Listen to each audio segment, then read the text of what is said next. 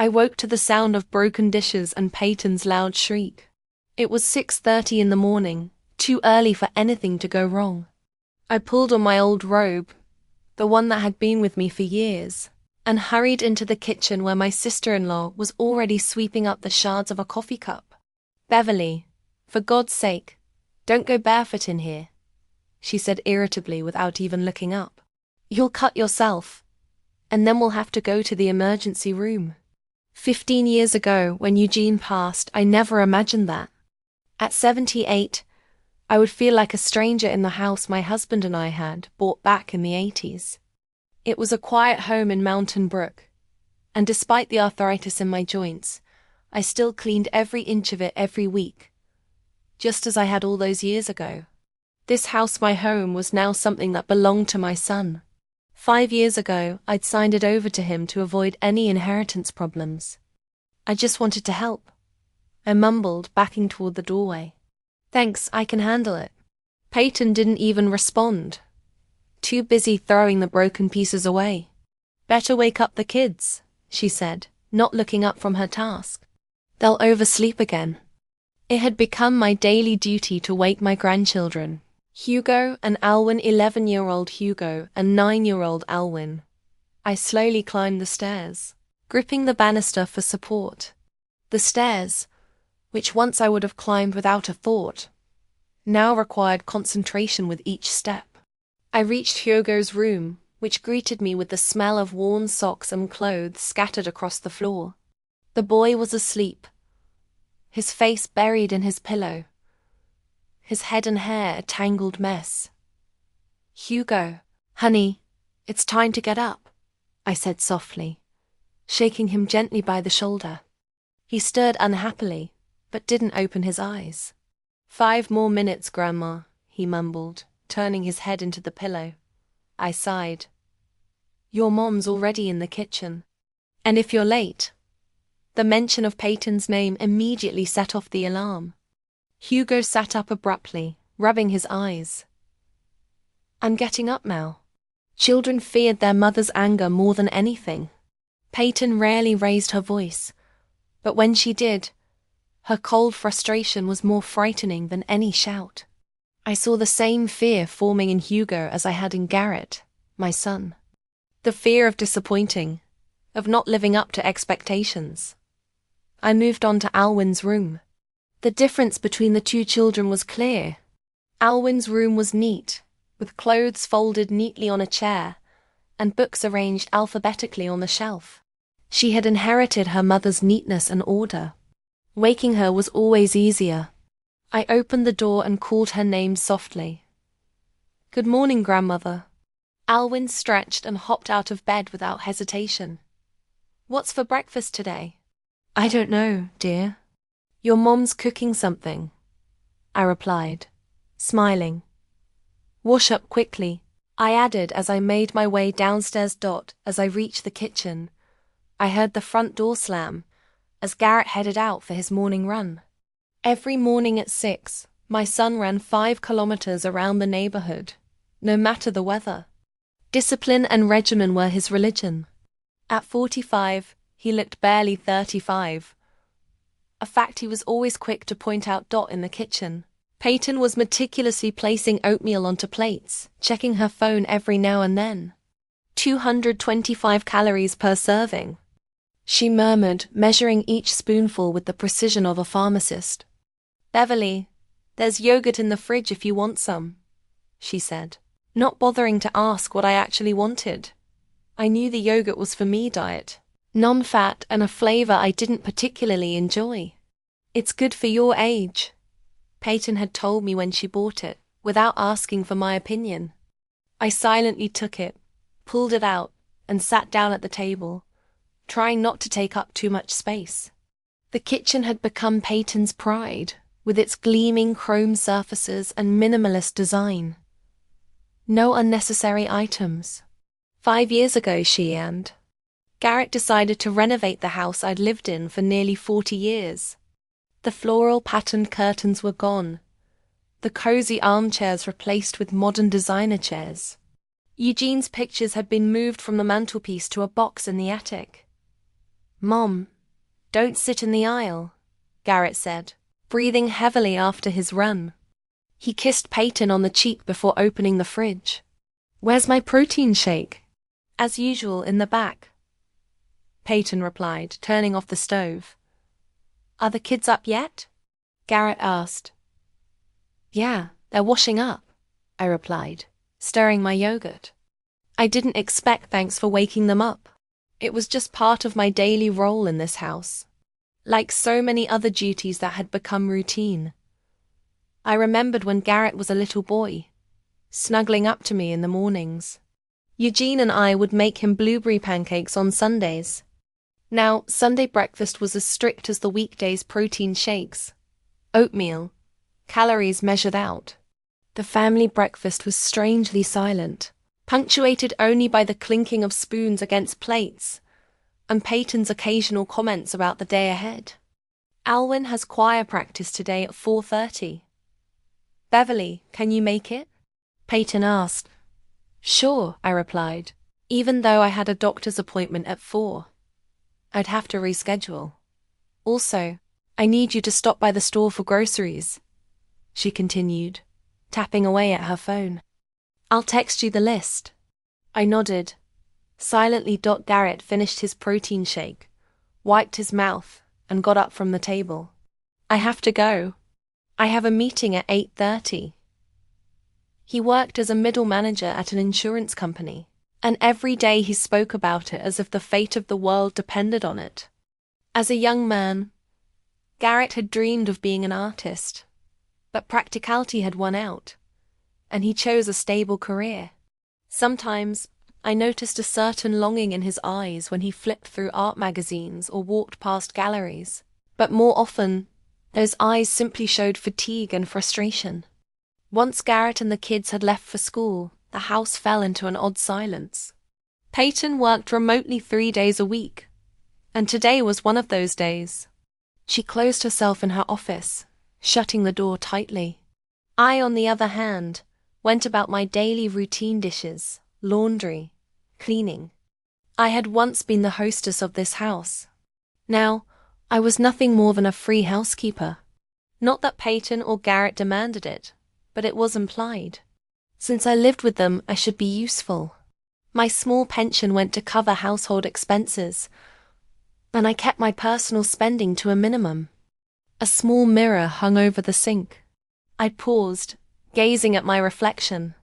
I used to dye my grey hair, but had stopped in recent years. Too troublesome. Too expensive. Wrinkles furrowed my face like the dry, cracked ground after a long summer.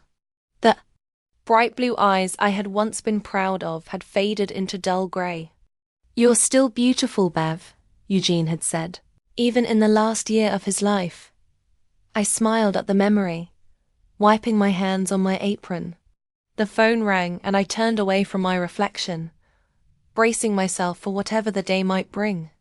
Beep to text came in from Peyton with a shopping list: 23 items, including a special kind of quinoa that was only sold at the organic store across town aside. And went to change on the bus. I sat by the window looking out at the familiar streets. Of Mountain Brook, the town had changed over the years with new buildings and the old stores where Eugene and I used to buy fresh bread and spices. Now there were chain coffee shops and boutiques with clothes I could never afford the organic store. Played quiet music and the young girl at the register looked through me like I was a ghost. I walked slowly between the shelves, checking the list, trying not to forget anything. Peyton got very annoyed if I bought the wrong kind of flour or the wrong kind of yogurt. Can I help you? A young man in a store apron suddenly asked. I'm looking for quinoa, I replied, pointing to the list on my phone right around the corner. On the second shelf, he smiled at me with that special smile that people smile at very old or very small pop condesting and a little pitying. When I finished shopping, I sank heavily onto the bench at the bus stop. My bags were weighing down. My arms, my back was aching, and it was still 15 minutes before the bus, my old cell. Phone rang. Peyton. Beverly, could you stop by the drugstore? I need vitamins, the ones I always take. But the drugstore's on the other side of the street.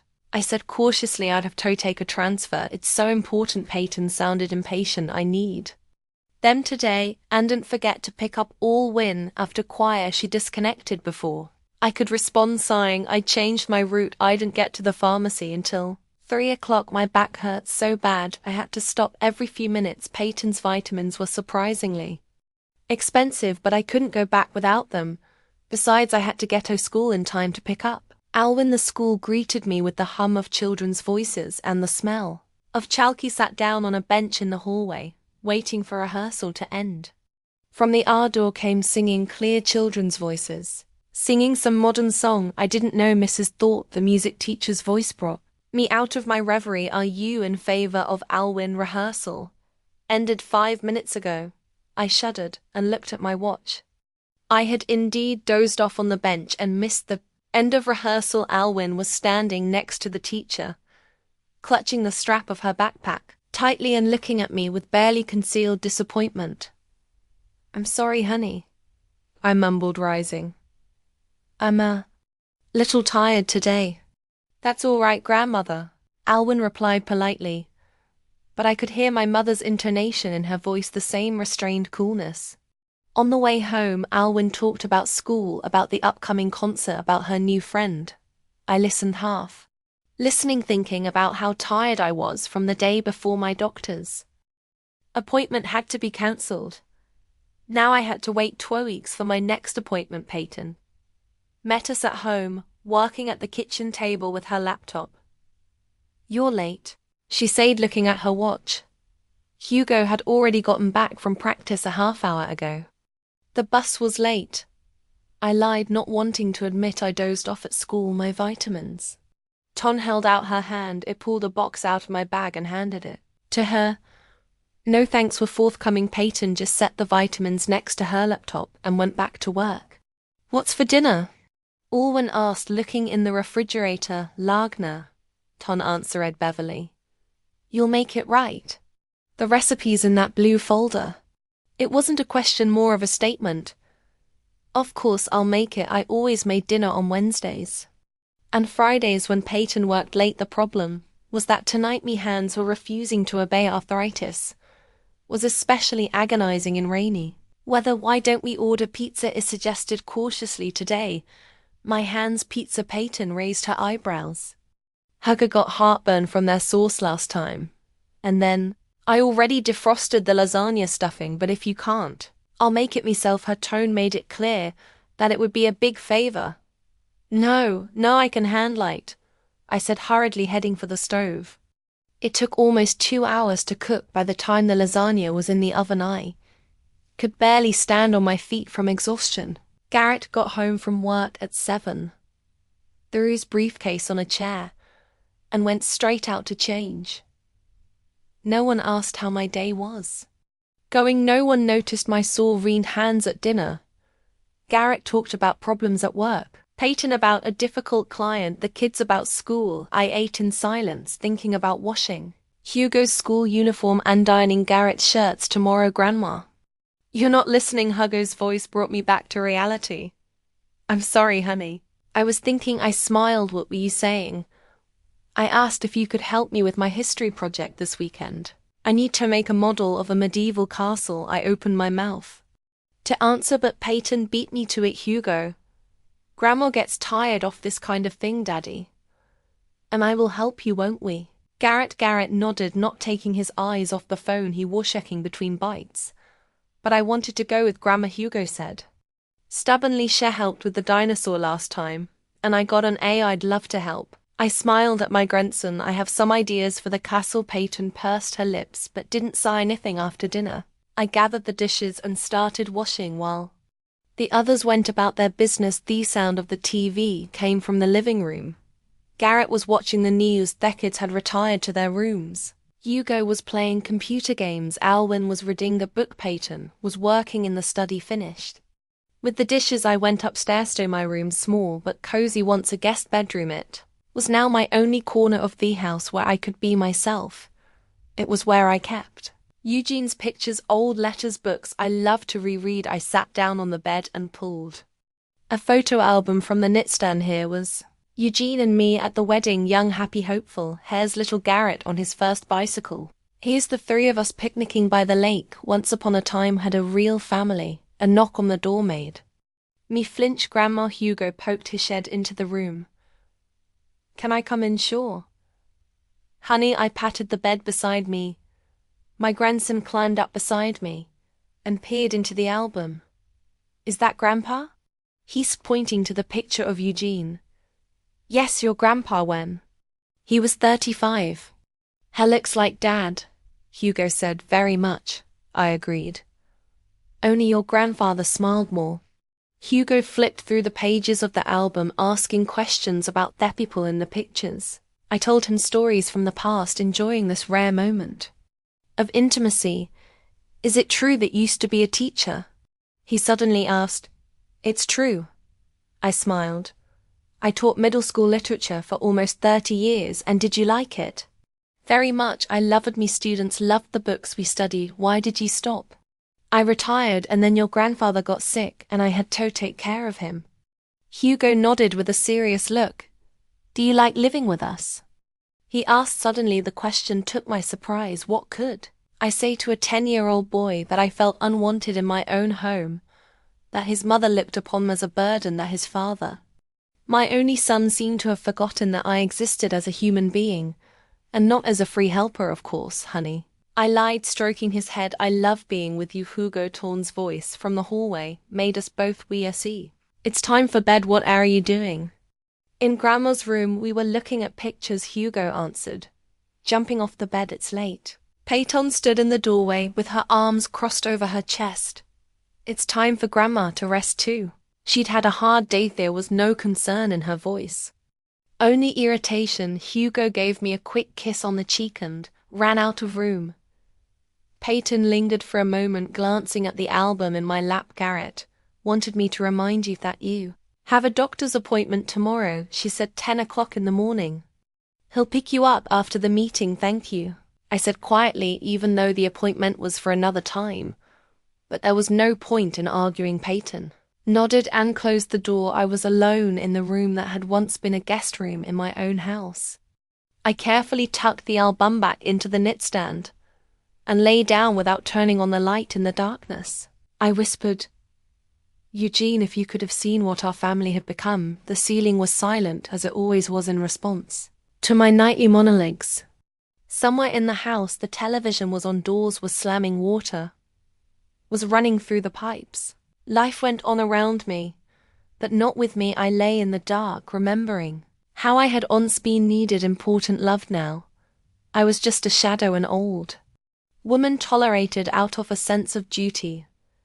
A stranger in my own home. I apologized for exceeding the limit. Let me recalculate and write a chapter between 9,000 1,000 characters. The morning started with a loud conversation in the kitchen. I was still in bed when I heard the excited voices of Peyton and Garrett. They rarely spoke with such enthusiasm, and my curiosity veered my desire to nap a little longer. Putting on my robe, I went downstairs. Garrett and Peyton were sitting at a table with a laptop and cups of coffee, so engrossed in conversation that they hadn't ever noticed my arrival. I think Pine Terrace is the perfect place, Peyton said, showing me something in the screen. They have a platinum anniversary package just for events like this. It looks good. Garrett nodded, but price 20 years of marriage deserves a special celebration. Peyton put her hand on his holder. Besides, we can afford it after your promotion. I coughed delicately and they both turned to me. Good morning, I smiled. Celebrating something? Oh, Mom. Garrett leaned back in his chair. We're just picking a place to celebrate our anniversary. It'll be 20 years next month. 20 years. I shook my hands. How quickly time flies. I remember when you guys met at that corporate event. Yeah. Peyton interrupted me with a strange smile. We're thinking of having a small reception for close friends and co-workers.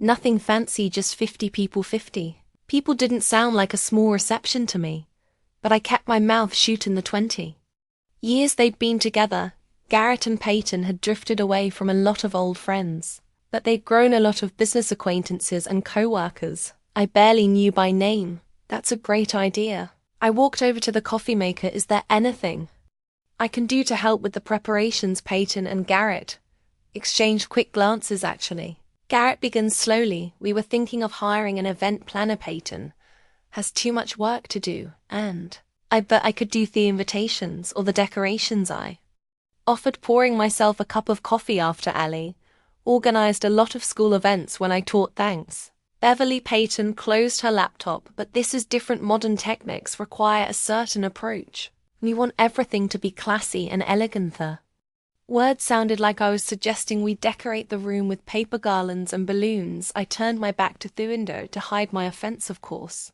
I understand. Garrett looked at his watch and jumped head up.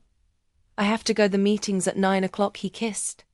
Peyton nodded at me and ran out of the kitchen. I was alone with my sister-in-law, who was already engrossed in her phone, going through her email, taking a sip of coffee. I decided to give it another try, for Eugene and I's 20-year anniversary.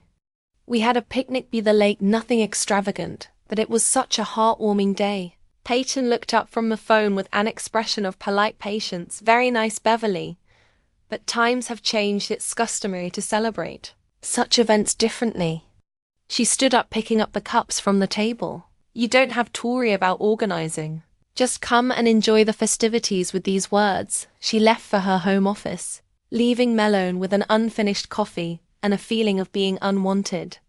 The next few days turned into an endless stream of anniversary talk every night. Garrett and Peyton discussed the menu, the decor, the guest list, and each other's gifts. I tried not to interfere, but sometimes I couldn't help but comment. Maybe instead of steaks we should offer a choice between fish and meat, I cautiously remarked when they were discussing the menu. Some people have stomach problems and heavy meat. Mum, Garrett sighed. Pine Terrace has a Michelin-starred chef. He knows what he's doing. Plus, Peyton added, we'll have a separate vegetarian menu for those who prefer plant-based food. I was just thinking, I started, but Peyton was already discussing the wine list with Garrett a few days later. I caught Peyton looking at the sample invitations. The colorful gold embossed cards were spread out on the kitchen table. They're beautiful. I sat down next to her. When Garrett was little, used to make his birthday invitations by hand. Each one was special. Really? Peyton raised an eyebrow, still looking at the samples. That's nice, but we need something a little more professional. I understand. I nodded. But maybe we could do something special for our closest friends, personalized. Ton finally pulled away from the cards and looked at me with ill-concealed irritation. Beverly, we have 54 guests and all of them will receive the same high-quality invitations from a professional designer. I appreciate your enthusiasm, but please let me handle the organization. As I see fit, her tone left no room for objection. I quietly apologized and went to my room feeling like a told-off schoolgirl. That same night, I overheard Peyton complaining to Garrett. She's always meddling with outdated ideas, she said in a muffled voice. Homemade invitations, picnics by the lake. It's not a kid's birthday party. Mom just wants to help, Garrett replied, but there was no real defense in his voice. She's from a different generation. I understand, but it's starting to get on me nerves. Can't she see that her advice is inappropriate? He quietly backed away from the living room door where they were talking and went up to my room from a different generation. The words hurt more than the overt rudeness. It was as if my age made him unnecessary. Unable to understand the modern world, the next morning at breakfast, Peyton announced that she'd invited the event organizer to tea to discuss the details. Miss Ainsworth is coming at 2. She announced she was organizing an anniversary party for Margaret. From my office, and it was just perfect. He was just about to bake a blueberry pie. I said I could offer it for tea. Peyton wrinkled her nose. Actually, Melanie favors a gluten-free diet. I've already ordered matching brownies from that new pastry shop on Oak Street. Oh, I lowered me gaze to my oatmeal. Then I'll just clean up the living room before she gets here. Don't worry, Peyton finished her coffee. I've called a cleaning service for the morning. They'll do everything professionally. Every word she said sounded like a reminder of my uselessness. I couldn't help organize or bake a pie or even clean the house. I'd kept spotlessly clean for years. Melanie Ainsworth was a slender woman of about 35 with perfectly styled brown hair and a suit. That must have cost as much as my monthly pension. She entered the house with the confidence of someone accustomed to command, and immediately charmed. Peyton with her ideas. I see an elegant silver and blue color scheme, she said, laying out fabric. Swatches and photographs on the coffee table. 20 years. A platinum anniversary, so we can play up the theme. It's perfect. Peyton marveled. I sat in the corner of the living room feeling invisible. No one had introduced me to the organizer, and I didn't dare interfere with their lively conversation. How about a photo op? Melanie suggested we could create an elegant nook for memorable shots, maybe with family photos from different years. Oh, I love that idea. Peyton brightened up. Have some wonderful pictures from our wedding, honeymoon, the birth of our children. I have some old pictures of Garrett as a kid, I ventured, and your silver-framed wedding picture that you gave me. Peyton turned to me, as if she just noticed my presence. Thank you, Beverly. But we'll probably go with the more modern photograph's professional. Sure, I clasped my hands in my lap. I was just thinking, speaking of photos. Melanie interrupted. I'd recommend a professional photo shoot for the whole family before the event. These pictures can be shown on the screens during the reception. That's a brilliant idea. Peyton clapped her hands together. Garrett will be thrilled. Always says we don't have enough family portraits. I rose silently and went into the kitchen to put the kettle in. Their voices followed me, discussing the details of the photo. Shoot the outfits, the locations. No one noticed me leaving in the evening. When Garrett returned from work, I heard Peyton complaining to him about me. She kept interrupting Melanie and me with her old-fashioned ideas. She said, "Honey jars, Garrett. Can you believe this? We're not at a farmer's market. What do you want me to do?" Garrett's voice sounded tired. Stop her from talking. Just talk to her. Explain that we want to organize a modern, classy event. That her advice is inappropriate. Okay, I'll talk. Garrett sighed, but he never found the time for that conversation. Instead, in the days that followed, he and Peyton simply stopped discussing the anniversary preparations in my presence. You'd catch snippets of their conversations, see them leaning over their laptops looking at something. But as soon as I entered the room, the topic changed. One morning, about 2 weeks before the celebration, I went down to the kitchen and found a stack of glossy invitations on the table. They were elegant, silver and blue, embossed and calligraphed. I picked one up carefully, admiring the quality of the paper. "What are you doing?" Tin's sharp voice made me flinch. She was standing in the kitchen doorway, eyeing me suspiciously. Just looking. I quickly put the invitation back. "They're really pretty, thank you." Her voice softened, but only slightly. I was just about to sign them the next day. Peyton pulled me aside as the kids left to get ready for school. "Beverly," she began in a low voice, "I wanted to talk to you about the photo shoot. It's scheduled for next Saturday at Riverview Park." "Yeah." I heard. He nodded. "What time do I need to be ready?" Peyton hesitated, fiddling with the bracelet on her wrist. "Actually, we were thinking of doing 2 sets of pictures, one with just us and the kids for the press wall at the reception, and donate with the extended family, including you." I was slow to realize the meaning of her words. I wasn't to be seen in the official photos that would be shown to the guests. "I understand," I replied quietly, though I felt a twinge of resentment inside. "It's nothing personal," Peyton hastened to add. "It's just that the concept of the event needs a certain visuals, you understand. Don't you know, I didn't understand how anyone could be ashamed of their own mother or mother-in-law enough to exclude her from family photos. I didn't understand how my son could agree to that." But I nodded because there was no point in arguing. "Sure," I said, turning away to hide my trembling lips. "I'll come back later when you're done with the main shoot." "Great." Peyton visibly relaxed. "I'll let you know the exact time of day before the photo shoot." Garrett unexpectedly stopped by my room, where I was sitting going through old photos. He shifted uncomfortably from foot to foot. "Peyton said she talked to you about the shoot tomorrow." I looked at him straight on. "It's okay, Garrett. I realize I don't fit into your concept." He frowned. "It's not that, it's just that Peyton wants everything to be perfect. It's a big day for us, and I'm the obstacle to perfection." Words came out before I could stop them. Garrett sighed. and ran his hand through his hair, a gesture he'd inherited from his father.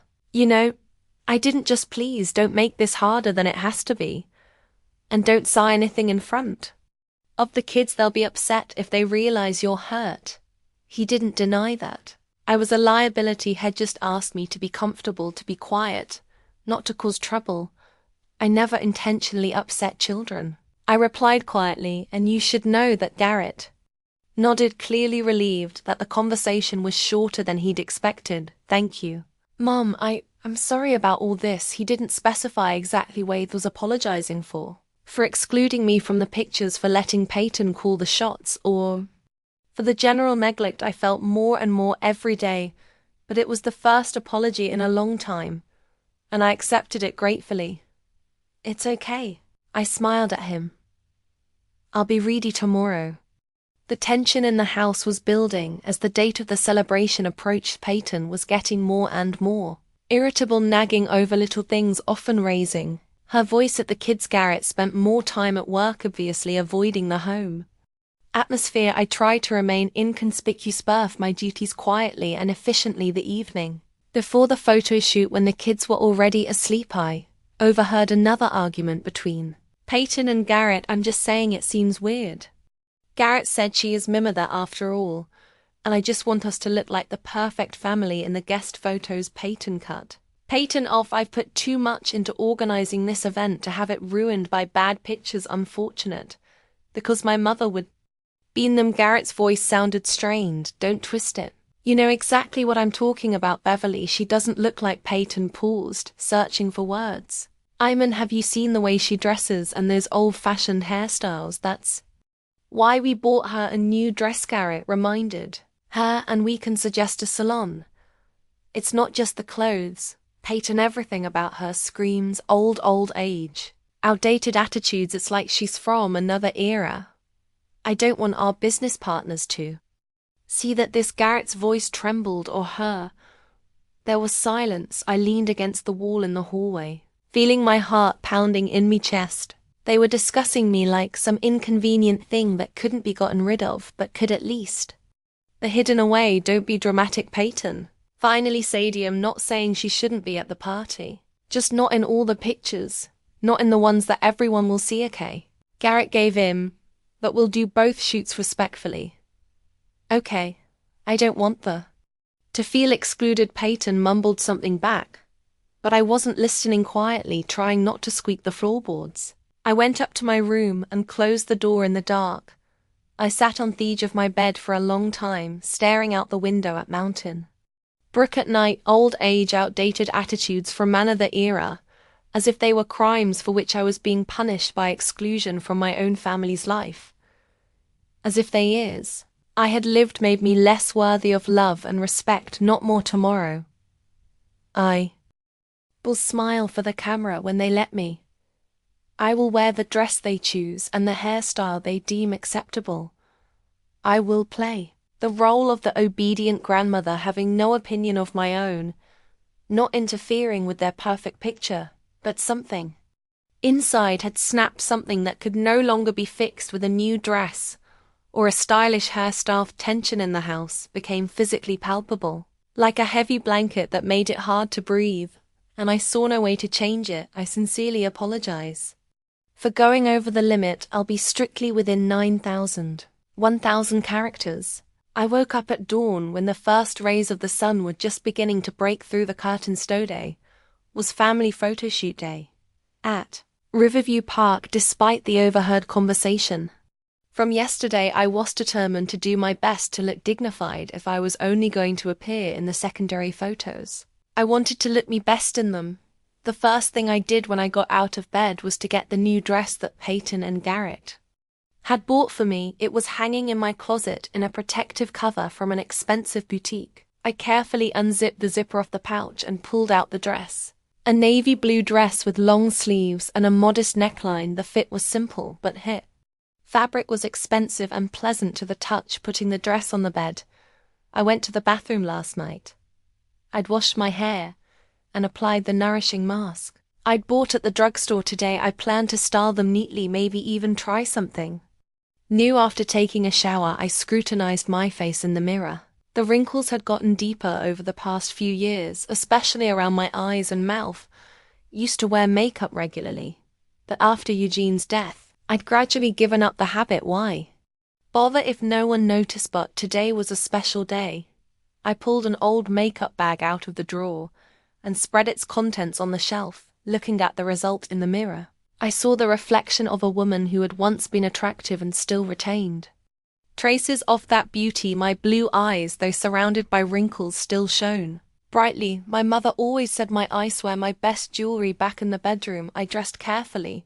The dress fit well. It was a little loose in the waist. I'd continued to lose weight in recent months, not from dieting, but from constant stress and anxiety. I added a simple string of pearls, a gift from Eugene, for our 30th anniversary, and a silver bracelet that had once belonged to my mother. Glancing at my watch, I realized I still had time before the photo shoot began. The main shoot for Garrett, Peyton, and the kids was scheduled for 10 o'clock in the morning, and I'd been told to arrive at 11:30. I was to take the bus to the park on my own since Garrett and Tom were leaving. Early, I walked down to the kitchen where the family was already eating breakfast. Owen was wearing a soft blue dress with a white sash, and Hugo was wearing navy blue pants and a blue shirt. Peyton looked gorgeous in a light grey suit that perfectly accentuated her slender figure. Garrett matched her grey suit, blue shirt, no tie. "Good morning," I said, pouring myself a cup of coffee. Everyone turned to me, and for a moment, there was silence in the kitchen. "Wow." Grandma Hugo was the first to react. "You look great, thank you, darling." I smiled, feeling a rush of warmth from his sincere reaction. "Mom, you look great." Garrett seemed surprised, as if he hadn't expected to see me like this. "Very elegant," Peyton added, and I could see the mixture of surprise and discomfort in her eyes. The dress fit well. Breakfast passed in an unusually upbeat mood. The children were excited about the photo shoot. Peyton was giving them final instructions on how to behave in front of the camera, and Garrett was glancing at his watch, obviously worried that they might be late. "Okay, we should go," Ton announced, getting up from the table. "Beverly, you'll remember you have to be there. 130. I finished for her. "Don't worry, I haven't forgotten. The bus will take you almost all the way to the park." Garrett put the route card next to me. "Get off at Riverview Stop, and it's only a 5-minute walk from there." When the door closed behind them, I was alone in the empty house. Silence enveloped me, giving me a rare moment of peace and solitude. I slowly finished my coffee, thinking about the day ahead. The nervous tension was building, but I decided not to give in to it after all. Only a photo shoot, what could possibly go wrong at 10:45?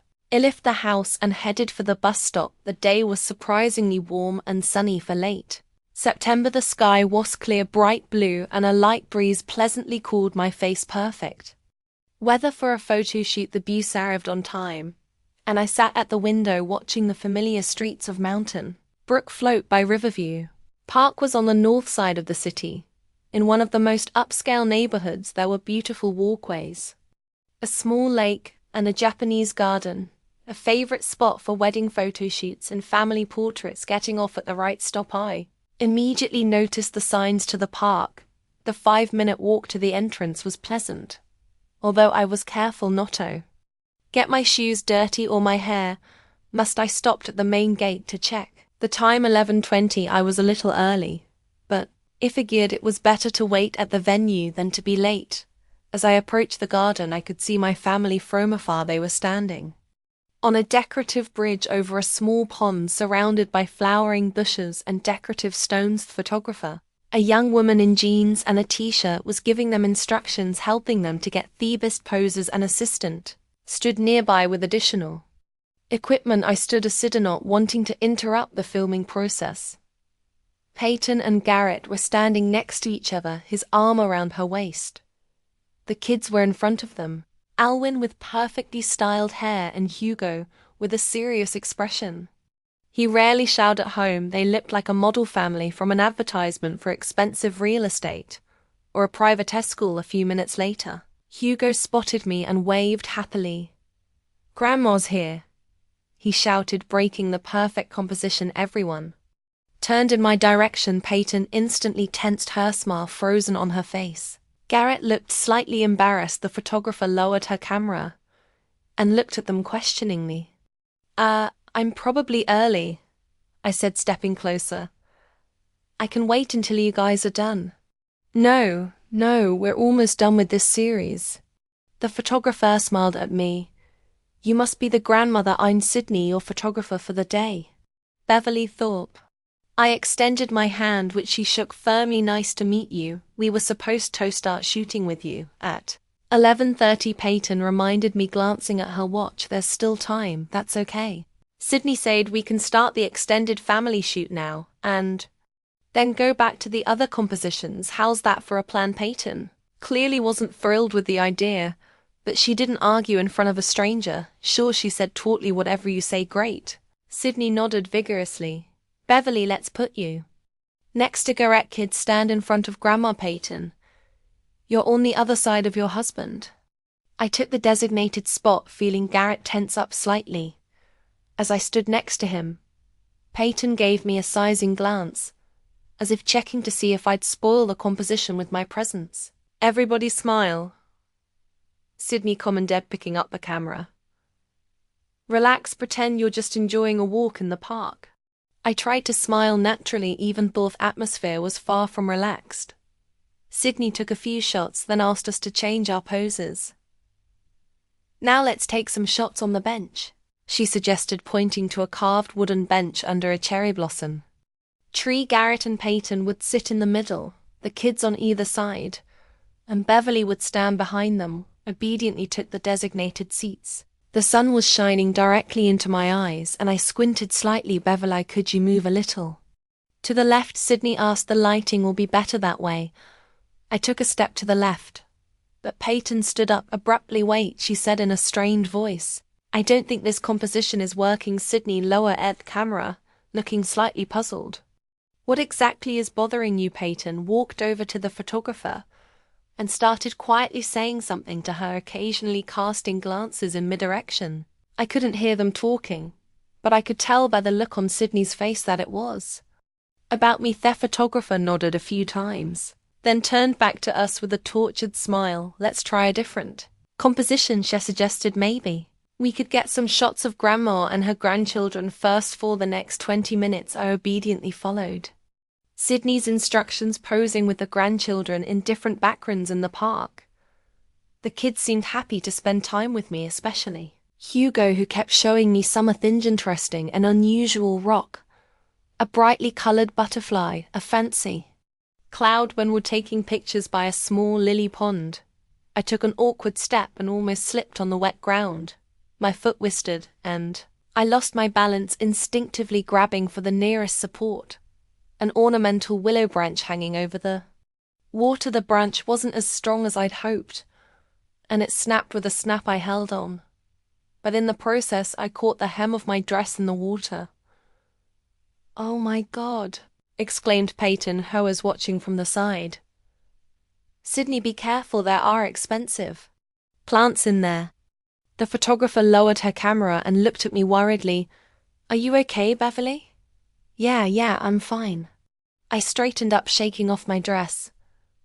"I just tripped. Sorry about the branch." "It's okay, it's just a plant," Sydney reassured me. "The important thing is that you didn't fall." Peyton, however, looked upset. She stepped closer, examining the broken branch and the noticeable wet spot on mid-dress. "Look what you've done," she hissed quietly enough for only me to hear. "The dress is ruined. And you've damaged the garden." "I didn't do it on purpose," I said quietly. "I just lost my balance. Maybe you should sit down and rest," she said louder, with fake concern in her voice. "We can go on without you." "I'm perfectly fine," I insisted. "Let's get on with it." I walked over to a graceful white arbor covered with purple wisteria flowers. The air was filled with their sweet scent. Sydney arranged us in a new arrangement. Garrett and Peyton sat on a bench in the gazebo. The kids stood on the sides, and I was asked to stand behind them. After a few shots, Sydney suddenly frowned, looking at the screen of her camera. "There's something wrong with the light."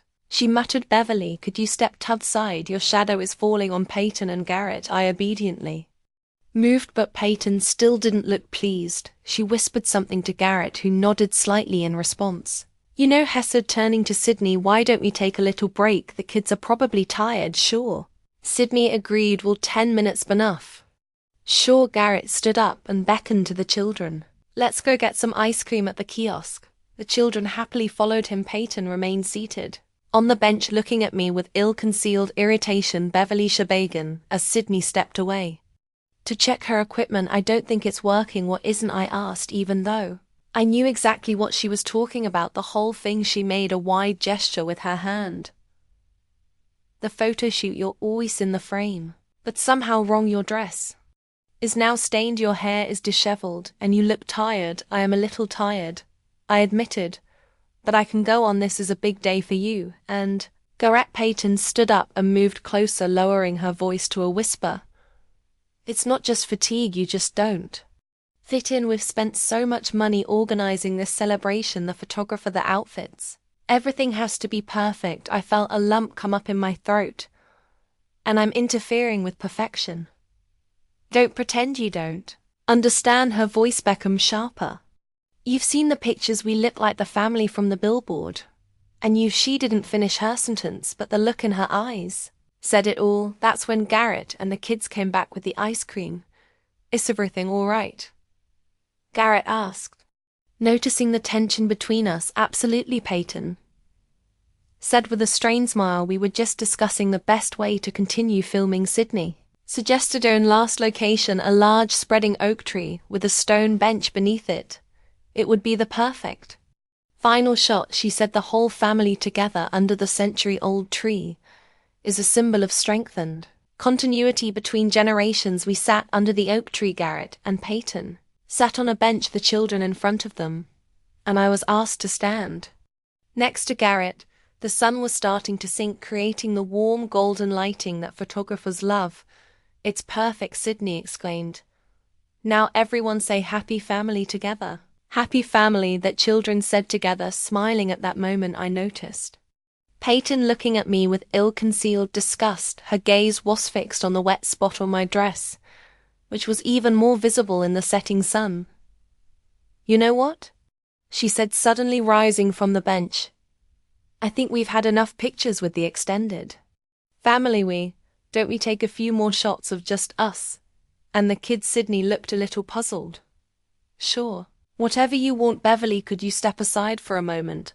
I obediently stepped aside, feeling the color of shame flood my face. Sydney took a few more pictures, then checked the time. "We have about 20 minutes left on our reservation," she announced. "What other shots would you like to take?" Peyton exchanged glances with Garrett, then turned to the photographer. "Could we take some portraits of just the two of us for the anniversary?" "Of course." Sydney nodded. "Their kids can wait on the bench with Grandma." Alwyn and Hugo ran up to me, and we sat on the bench watching. Sydney arranged Peyton and Garrett in romantic poses under the tree. Hugo snuggled against my side, talking about the ice cream he'd just eaten, and Wynne watched her parents thoughtfully. "Grandma," she asked suddenly, "why is Mom looking at you so strangely?" I tensed, not knowing what to say. "Strange? What do you mean?" "Well, like angry." Alwyn frowned. "Did you do something bad?" "No, dear," I replied softly. "It's just that everyone's tired from the long photo shoot, and your mom wants everything to be perfect." Suddenly I noticed Peyton look in our direction again, said something to Garrett, and they walked over to Sydney together. After a brief conversation that I couldn't hear, the photographer nodded and headed toward us. "Hugo, I'll win," she said with a smile. "Your parents want to take some more pictures with you. Let's go over to them." The kids obediently got up and followed Sydney. I remained sitting on the bench, feeling a strange emptiness inside.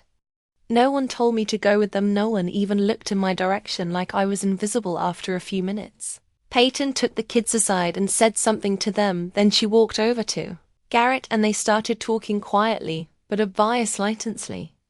I watched Garrett shake his head several times as Peyton gestured insistently, pointing in my direction. Finally, he nodded reluctantly and they walked toward me together. "Mom." Garrett began, clearly feeling awkward. "We were thinking. Peyton suggested Beverly Peyton interrupted him with a strange smile. You must be tired from this photo shoot. And your dress with that stain, what? Are you saying I looked them straight in the eye? Peyton sighed, like she was losing her patience. Look, let's be honest, these pictures are very important to us. They'll be on the invitations, on the banners at the party, in our family album, and with that stain. And that tired look, you want me to leave? I addressed Garrett directly, ignoring Peyton. My son looked away, unable to look me in the eye. It's just maybe it's better if we finish the shoot without the old cleaning lady in the family photos. Peyton suddenly blurted out, losing her temper. I don't want to see an old cleaning lady in our perfect family photos. Her words came out so loudly that Sydney and the kids turned in our direction. There was a stunned silence. I felt the blood rush from my face. Peyton Garrett looked shocked. You can't do that, can't what? Ton turned Tohim, her face contorted with anger. Tell the truth. Look at her, Garrett. Look at her wet, cheap dress. Her aged hands, her wrinkles. She looks like a cleaning lady we hired for the day. Not part of the family, Peyton. That's enough. Garrett raised his voice. But there was no real firmness in it. I slowly stood up from the bench, feeling my legs shake. I get it, said quietly. I'm going to leave, Mom. Wait. Garrett took a step toward me, but Peyton grabbed his arm. No, let him go. She said it's better for everyone. We finish in 15 minutes, and we'll get home on our own. I looked at my son, expecting him to object, to defend me, his mother. But Garrett was silent, his gaze darting between Peyton and me, then down to the ground. Okay, he finally said, not looking at me. Mum, maybe you should really go home. You look tired. At that moment, I realized I'd lost him. My son, my only child, had chosen his wife over me. Let her humiliate me and didn't have the strength to protect me. Grandma, don't go, Hugo shouted, breaking out of Sydney's arms, but Peyton stopped him abruptly.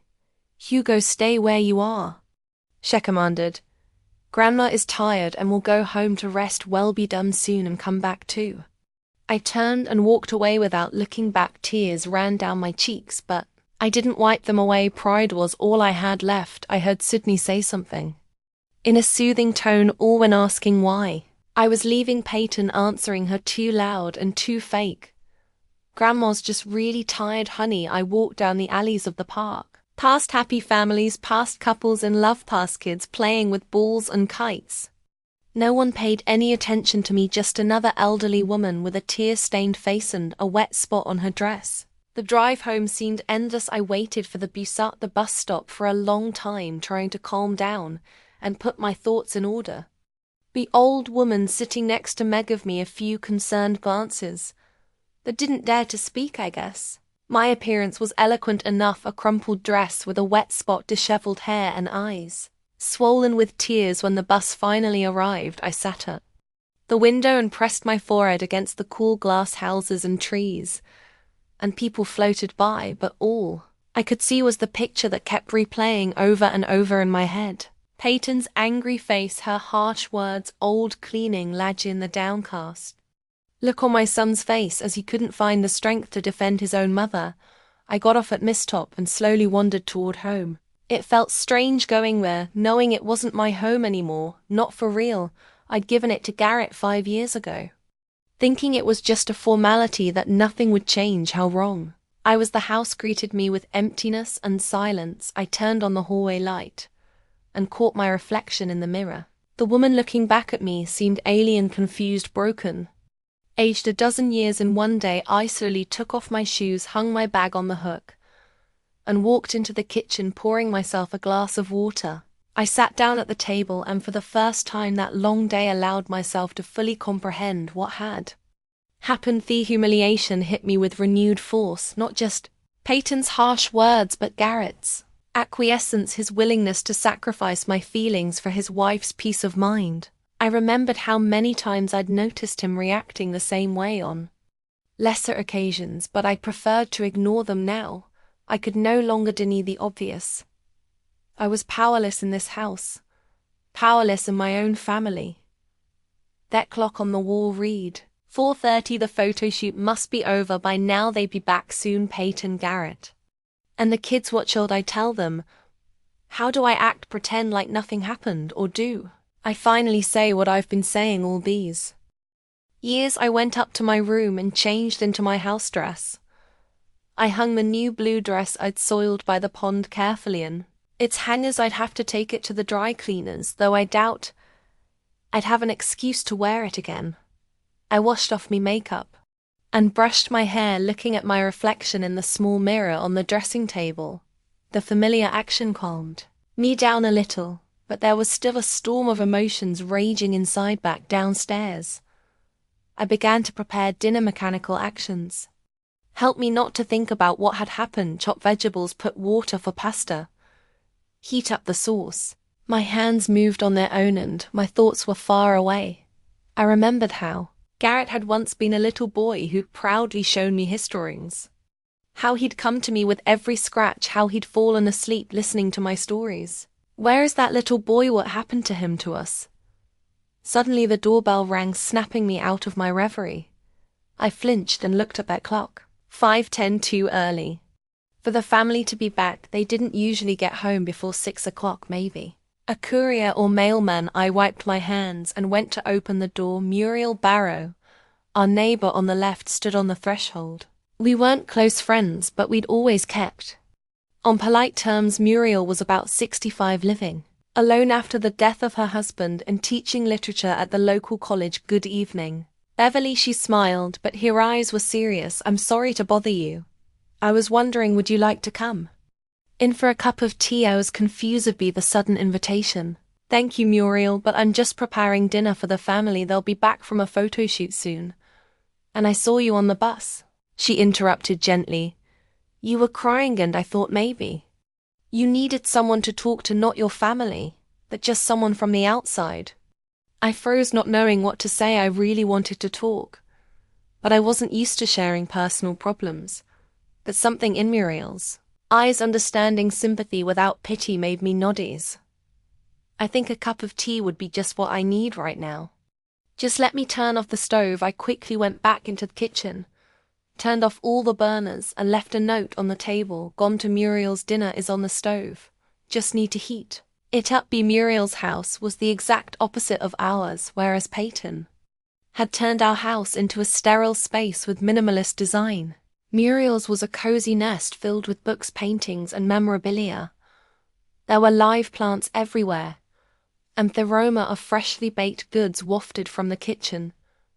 Sit down. Muriel pointed to a cushioned chair by the window. I've just baked a blueberry pie. Would you like some? I'd love one. I sank into the chair, feeling the tension slowly release. In this warm, cozy atmosphere, Muriel put 2 cups of tea and a plate of pie on the table. She didn't rush me through the conversation, letting me to choose to the surroundings and gather my thoughts. So she said finally, as we took a sip of flavorful tea, what happened today? And I told her everything about the anniversary preparations, about how I was slowly being pushed aside, about today's photo shoot and Peyton's awful words, about Garrett not standing up for me, about how I'd walked home feeling like an old woman no one wanted. Muriel listened intently, not interrupting, only occasionally nodding or shaking her head sympathetically. When I finished, she was silent for a long time, staring into her cup as if she could find answers there. You know, Beverly, she said at last, I've been watching your family for years, and I'm afraid what happened today was inevitable.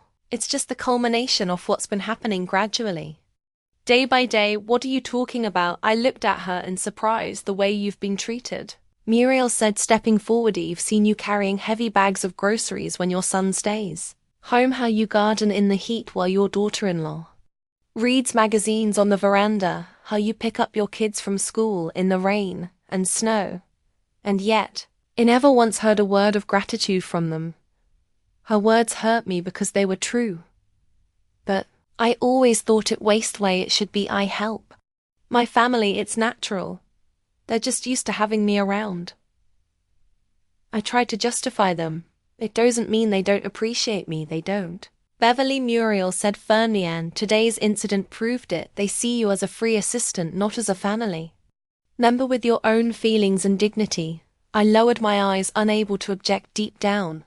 I knew she was right. What am I supposed to do now? I asked quietly. This is my home, my family. I can't just leave. Why can't you? Muriel stood at me. You have a pension. You could rent a small apartment, live on your own at my age. I grinned bitterly. Starting over at 78, how long do you have left? She asked me bluntly. 10 years, 15. Do you want to spend them feeling like a servant in your own house, or do you want to try to live for yourself? Her question took me by surprise. I'd never thought about it that way. How long do I have left, and how do I want to spend those years? I don't know if I can.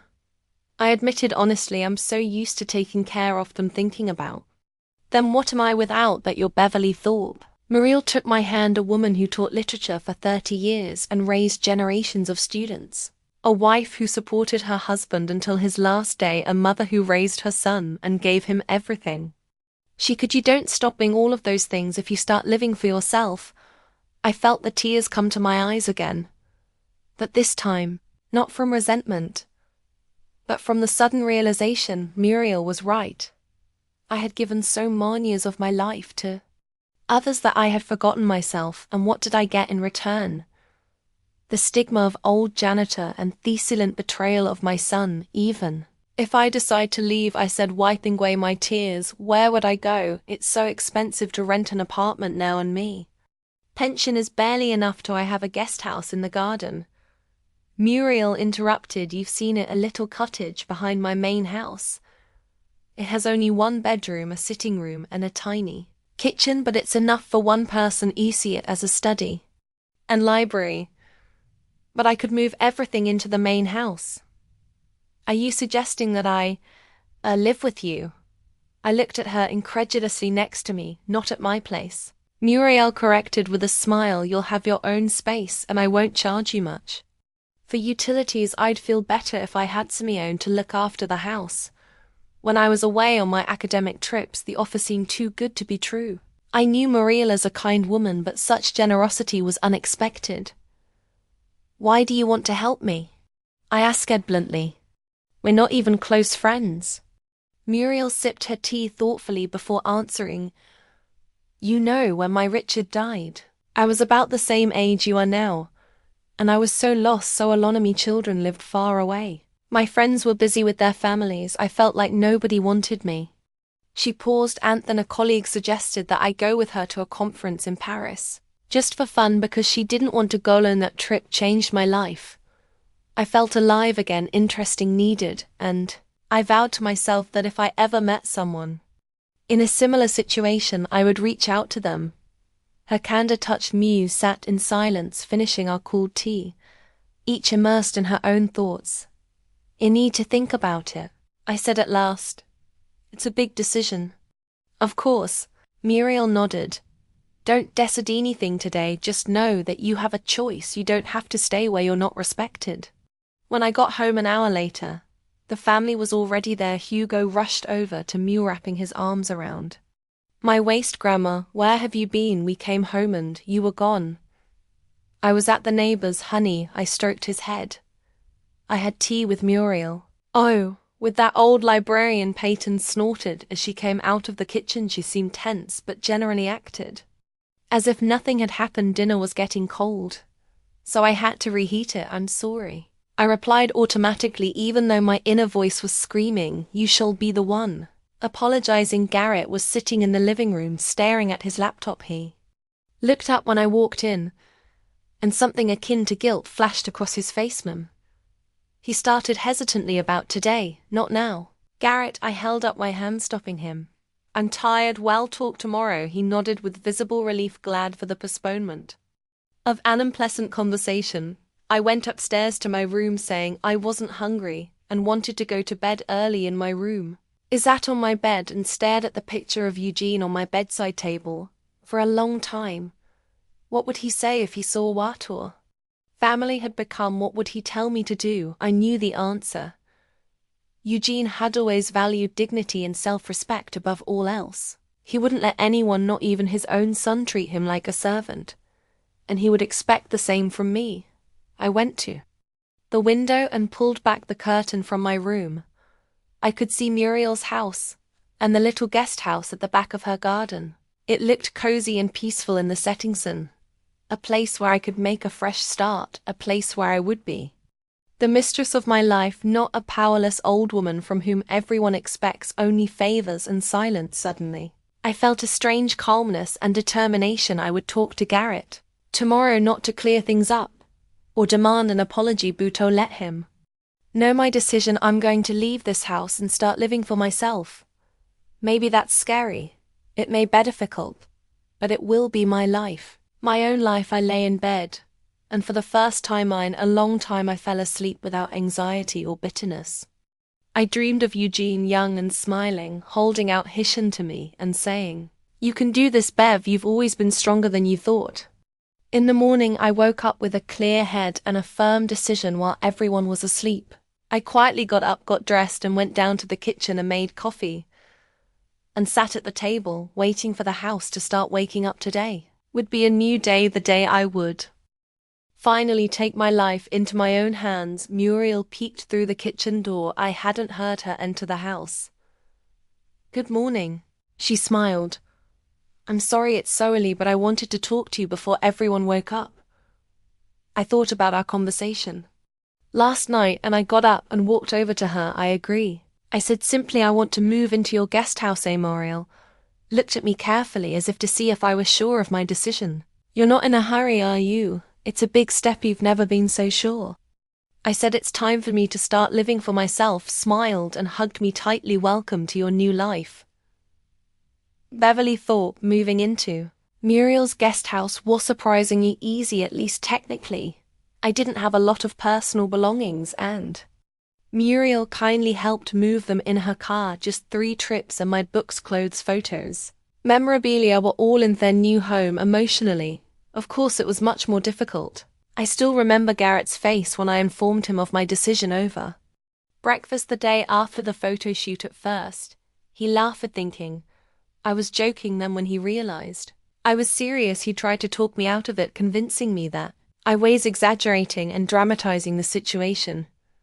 "Mom, what Peyton said shouldn't mean it," he insisted, glancing nervously toward the stairs as if he was afraid his wife would come down and overhear our conversation. She was stressed about the photo shoot, all those preparations for the anniversary. "Yauk know how she can be under pressure." "I know," I said calmly, "and that's why I'm leaving. I don't want to be the target of anyone else's frustration and annoyance anymore. I deserve better." "Garrett, but where are you going to go?" He looked genuinely concerned, and for a moment I saw him as the caring boy I'd raised. "You're 78. Mom, you can't just start living on your own." "Why not?" I gave him a hard look. "I'm sane. I can take care of myself, and I have a pension, and I'll be staying in Muriel Barrow's guest house. She's offered to rent it to me for a nominal fee." Garrett looked stunned. "You've already decided without even consulting me? Did you consult me when you let Peyton kick me out of the photo shoot?" I asked quietly, and he lowered his eyes. "I'm not asking your permission, Garrett. I'm informing you of my decision out of respect for you as my son." When the news reached Peyton, her reaction was predictable. First, ostentatious surprise and resentment. "How can you do this to us after all we've done for you?" Then anxiety, but not for me, but for disrupting their routine. "Who's going to pick up the kids from school?" "I have work. Garrett has business meetings." The kids reacted differently. Win-Win, who resembled her mother in her practicality, accepted the situation quickly, though I could see she was upset. Hugo cried and begged me to stay, promising to be the most obedient grandson in the world. His tears tore at me heart, but I knew I had to be firm. "I'll be right here, honey." I comforted him, hugging him. "At Mrs. Barrow's cottage, 2 houses down from you. You can come and visit me whenever you want, promise." He looked at me with tearful eyes. "I promise." I kissed his forehead. "And we'll bake those chocolate chip cookies you love so much." My new place was exactly as Muriel had described it, small but cozy one.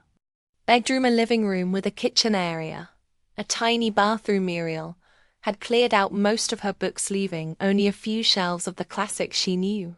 I loved the furniture was simple but comfortable, and the windows had a lovely view of the manicured garden. I spent my first evening alone in my new home, getting to the silence and independence. It was a strange feeling to know that no one would be knocking on the door asking me to iron my shirt or watch the kids while my parents were at a business dinner. No one would criticize my choice of books to read or sigh if I watched an old movie on TV.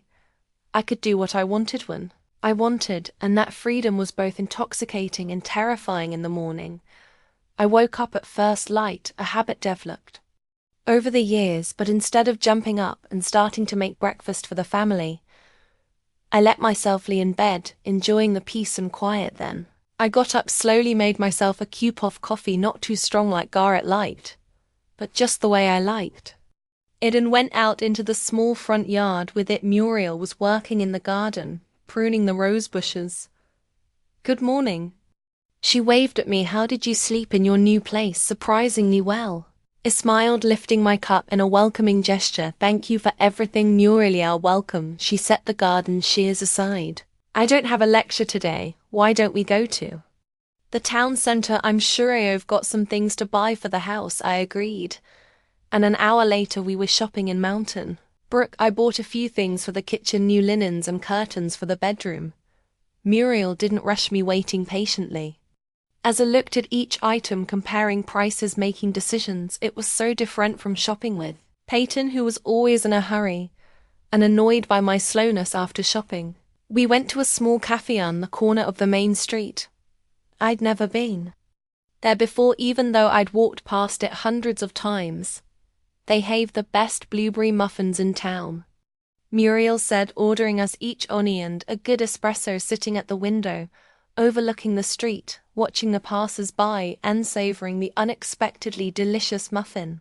I felt like a tourist in my own city. How many places like this had I missed over the years, rushing home to make dinner or clean up before Peyton arrived. "What are you thinking about?" Muriel asked, noticing my blank stare. "About how much I'd missed." I answered honestly. "I've lived in this town for so many years, but I know so little about it." "Well," she smiled, "now you have time to catch up." Time. The word sounded like appromise. Time for myself. Time for new discoveries. Time for the life I had put off for so long. I spent the first week in my new home, settling in and getting used to being on my own. I cooked only for myself, which was harder than I thought. It was always too much.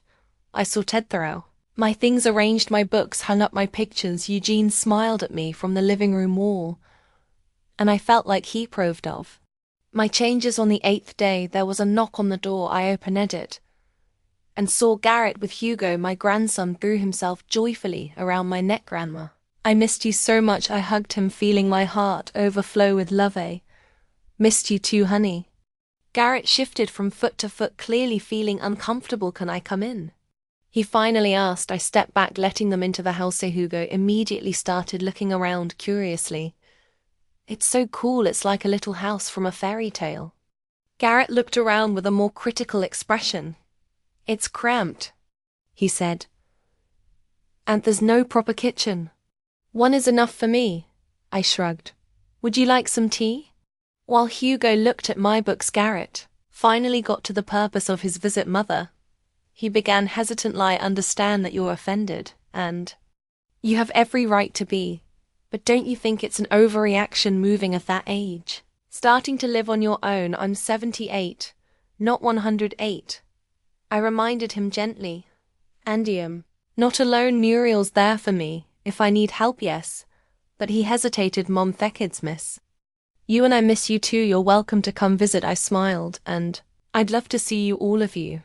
"It's not the same." He lowered his voice, so Hagal didn't hear. "Look, Peyton said she overreacted. She was under pressure about the photo shoot and the anniversary." "Yout know what a perfectionist she is." I know. I nodded. "And I don't hold it against her, but that doesn't change my mind." "Why not?" He sounded genuinely uncomprehending. "You're not angry? Why don't you come home?" "Because it's not my home anymore, Garrett." I looked him straight in the eye, and to be honest, it hadn't been for a long time. I was a stranger. "They're comfortable, useful, but not part of their family." "Not really. That's not true." He objected, but there was a twinkle of guilt in his eyes. "Was it?" I sighed.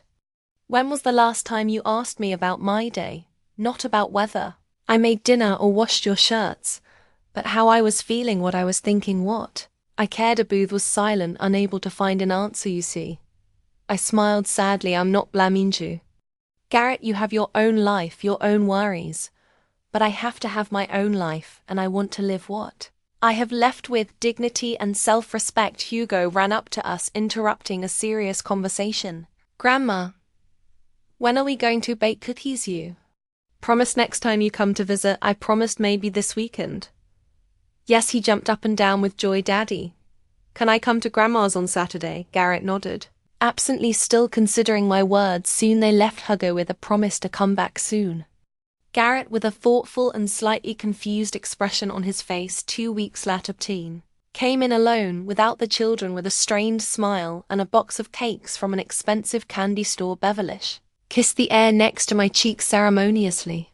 What a lovely house, it's very cozy. I invited her in, offered her tea. She looked around with the same critical expression as Garrett, but more obvious. It must be damp here at night.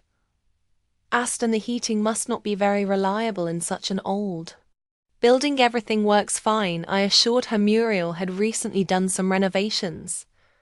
We sat down at the small table in the living room. Peyton carefully sipped her tea, set the cup down, and got down to business. Beverly, I came to apologize, she said with the air of someone performing an unpleasant but necessary duty. What I said at the photo shoot was inappropriate. I was under pressure, worried about the quality of their pictures. You know how important this anniversary is to me. I understand, I said calmly, and I accept your apology. That's great, she glowed. Will you come home? Then the kids miss you so much, and frankly things have gone downhill without you. Hugo forgot his gym uniform twice this week, and Alwyn had a tantrum because no one helped her study for her math test. That's it, no concern for me, Normals. Just a simple desire to get back the free assistant who solved all the household problems. I'm not coming back, Peyton, I said firmly, but I can help with the kids if you need me. They can come to me after school, and I'll help them with their homework. But it's so inconvenient, she grimaced. They'd have to act 2 houses over in all kinds of weather. And what about dinners? Garrett says he misses your cassoulet, can give you the recipes. I offered their easy. Peyton stared at me in disbelief, as if she couldn't understand why I was turning down such a generous offer to return to domesticity. I don't understand, she said finally. I apologized. What more do you want? Nothing. I shook my head. I do accept your apology, and I don't hold a grudge, but I'm not going back to my old life. I like my independence at your age. She didn't hide her skepticism. Beverly, be realistic. What if you get sick, fall down? Who's going to take care of you? The same social services that take care of thousands of other elderly people who live on their own. I replied calmly, I'm not disabled, Peyton, and I'm not going to give up my life out of fear of hypothetical problems. She walked away, visibly annoyed, barely touching her brownie. I knew this wasn't her last attempt to bring me home, and prepared myself for more visits and conversations. They did indeed follow. Garrett came twice more, each time with new arguments. First, he appealed to my maternal sense. The kids were suffering without a grandmother. Then he appealetto practicality. It's expensive to maintain a separate place, and my pension isn't that great. Finally, my age and health. What if I get sick at night, and no one is around? Each time I listened to him patiently and gently, but firm. Nearest, I saw his bewilderment gradually change to understanding, and then to respect for my decision. He began sobering the children to visit regularly, sometimes stayed for tea, told me about his work. Our relationship slowly changed, becoming more equal, more adult. Peyton changed tactics too.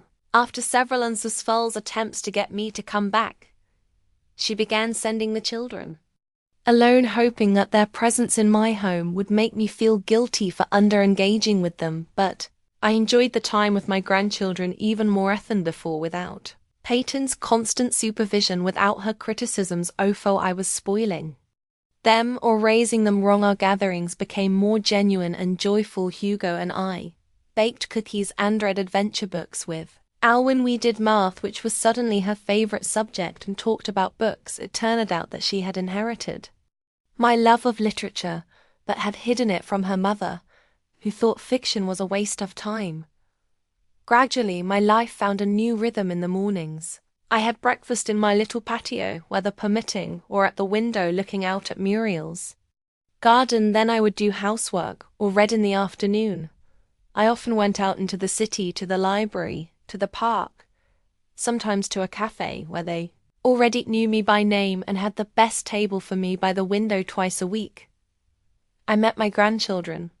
After school, helped them with their lessons and fed them an afternoon snack on weekends. We sometimes went on excursions to the Natural History Museum, the Botanical Gardens, and even to a neighboring town for a dinosaur exhibit which Hugo loved. Muriel.